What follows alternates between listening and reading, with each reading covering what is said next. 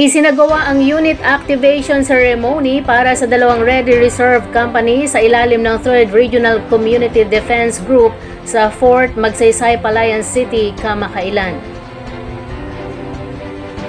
Kabilang dito ang activation ng 1st Nueva Ecija Ready Reserve Signal Company at 1st Tarlac Ready Reserve Engineering Construction Company.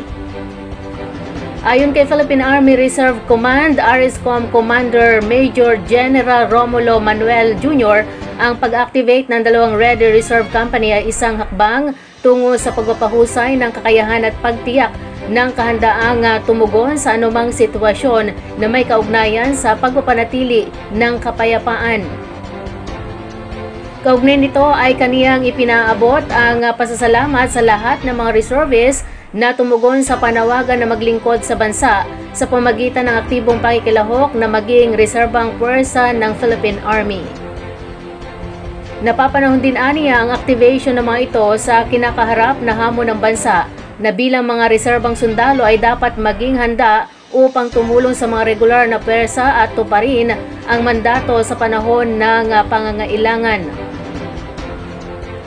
Samantala, pinangasiwaan din kamakailan ng ARISCOM katuwang ang Civil Military Operations Regiment at 7th Infantry Division 7th ID, ang Convention ng mga Ready Reserve Unit o RRU Commanders. Tampok sa aktibidad ang komprehensibong pagtalakay sa kasalukuyang Reserve Force Development Program ng Armed Forces of the Philippines, ang tungkol sa command relationship at ang mga tungkulin ng Ready Reserve Infantry Brigades and Battalions. Dito ay ipinaaabot ni 7th ID Commander Major General Andrew Costello ang kaniyang suporta sa pagpapatupad ng Reserve Force Development Programs ng Philippine Army at tiniyak na kinikilala nila ang gampanin ng mga reservists sa internal security, humanitarian assistance, disaster response operations at pagsusulong ng territorial defense operations. Ang konvensyon ng RRU Commanders ay dinaluhan din ng Battalion Commanders ng 7th ID na may layuning maipaunawa ang iba't ibang inobasyon, programa at aktibidad na may kaugnayan sa pagpapatupad ng Reserve Force Development Program. Sumailalim sa sorpresang drug test ang may 400 pulis. Karamihan ay mga Chief of Police, Force Commanders, Intelligence Operatives at miyembro ng Anti-Illegal Drug Enforcement Units sa Nueva Ecija, bunsod nito ng Internal Cleansing Program ng Philippine National Police. Batay sa ulat, labis na ikinagalak ni Provincial Police Head Colonel Ferdinand D. Hermino ang naging resulta ng nasabing drug test dahil walang nagpositibo sa mga sumailalim dito. Nakatakda pa umanong isagawa ang isa pang round ng surprise drug test sa lalong madaling panahon para sa natitirang batch ng mga tauhan ng pulisya sa mga istasyon ng lungsod at munisipyo sa lalawigan. Ipatutupad umano ito bilang isang proyekto na mag-highlight sa unang pagkakataon ng best practices ng Nueva Ecija Police sa kanyang tour of duty sa lalawigan. Idinagdag na Hermino na magtatalaga siya ng isang holding area sa NEPO na tatawaging PD's Corner kung saan maaaring pumunta ang mga miyembro ng media upang magsagawa ng mga coffee session o media briefing.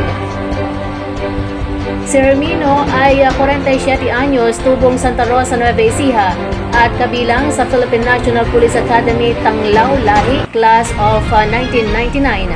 Siya ay nag-assume bilang nangungunang pulis sa Nueva Ecija noong Setyembre 3, taong 2024. Inilunsad ng Philippine Rice Research Institute of PhilRice ang Good Agricultural Practices o GAP Certified Rice Products na binansagan bilang GAP-Proof Rice sa ilalim ng Rice Business Innovation System o RICE BIS 2.0 program nito. Ang paglulunsad ay ginanap sa Lakbay Palay 2024 wet season na 2 araw na field day at forum ng mga magsasaka sa PhilRice Central Experiment Station sa Science City ng Muñoz, Nueva Ecija. Ayon sa PhilRice, ang GovProv Rice ay sumailalim sa mga pagsusuri sa pangunguna ng Bureau of Plant Industry, kaya ito ay isang mahusay na pagpipilian para sa mga mamimili. Ipinahayag ng Rice BIS 2.0 Program Leader na si Diadem Gonzalez Esmero na ang inisyatiba ay naglalayong mabigyan ng mga magsasaka ng competitive market advantage at palakasin ang kanilang kita habang tinitiyak na ang mga mamimili ay may akses sa mataas na kalidad, malusog at ligtas na mga produktong bigas. Sa paglulunsad, ipinakilala ng PhilRice ang logo ng GovProv Rice at isang QR code sa packaging ng produkto. Paliwanag ni Esmero, ang QR code ay nagpapahintulot sa mga mamimili na matrace ang pinagmula ng bigas na kanilang binibili at matukoy ang mga magsasaka na gumagawa nito.